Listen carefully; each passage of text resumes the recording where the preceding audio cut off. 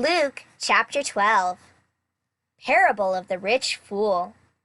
Then someone called from the crowd, "Teacher, please tell my brother to divide our father's estate with me." Jesus replied, "Friend, who made me a judge over you to decide such things as that?" Then he said, "Beware, guard against every kind of greed. Life is not measured by how much you own." Then he told them a story. A rich man had a fertile farm that produced fine crops. He said to himself, "What should I do? I don't have room for all my crops." Then he said, "I know! I'll tear down my barns and build bigger ones. Then I'll have room enough to store all my wheat and other goods. And I'll sit back and say to myself, 'My friend, you have enough stored away for years to come. Now take it easy. Eat, drink, and be merry.' But God said to him, 'You fool! You will die this very night. Then who will get everything you worked for?' Yes, a person is a fool to store up earthly wealth, but not have a rich relationship with God." Teaching about money and possessions.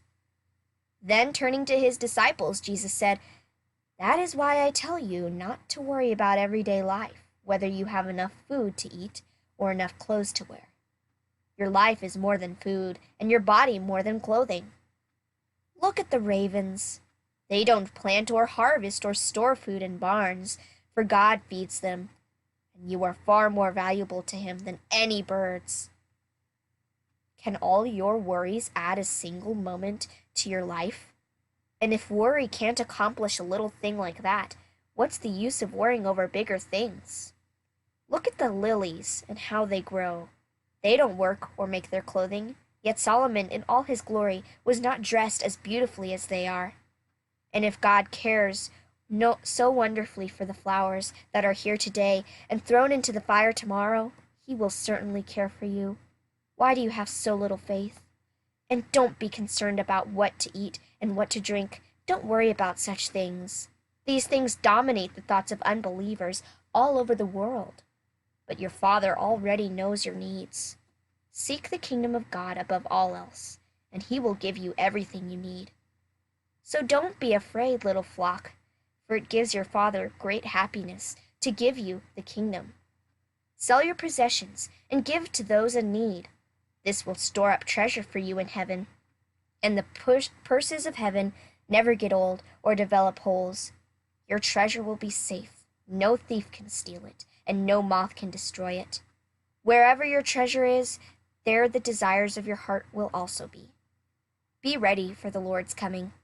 Be dressed for service and keep your lamps burning, as though you were waiting for your master to return from the wedding feast.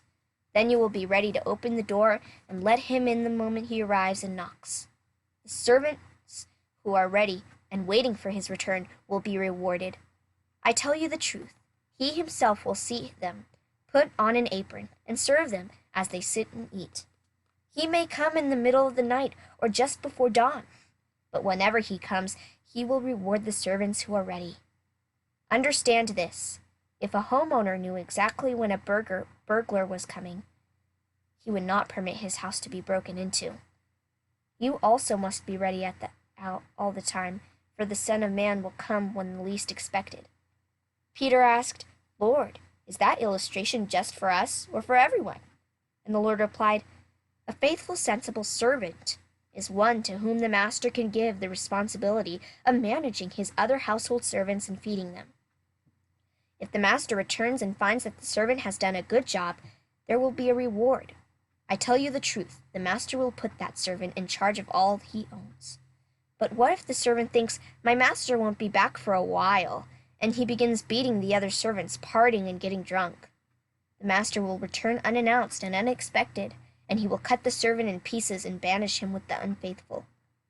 And a servant who knows what the master wants, but isn't prepared and doesn't carry out those instructions, will be severely punished. But someone who does not know and then does something wrong will be punished only lightly. When someone has been given much, much will be required in return, and when someone has been entrusted with much, even more will be required." Jesus causes division. I have come to set the world on fire, and I wish it were already burning. I have a terrible baptism of suffering ahead of me, and I am under a heavy burden until it is accomplished. Do you think I have come to bring peace to earth?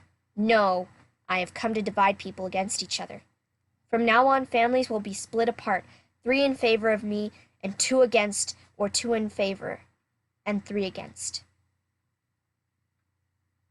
Father will be divided against son, and son against father, mother against daughter, and daughter against mother, and mother-in-law against daughter-in-law, and daughter-in-law against mother-in-law.